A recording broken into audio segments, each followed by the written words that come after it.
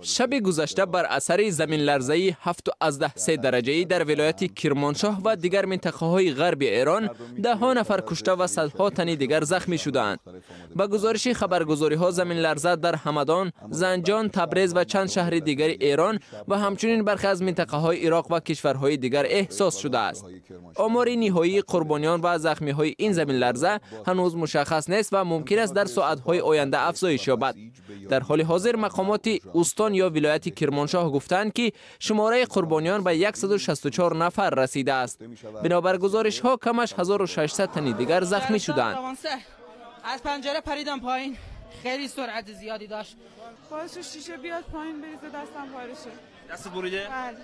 بر اثر زلزله دست من برخورد به شیشه کرد، شیشه رو کلن آمد رو سر صورت من، دست من زخمی کرد، سر من زخمی کرد. در کردستان عراق هم چند تن دیگر به هلاکت رسیدند.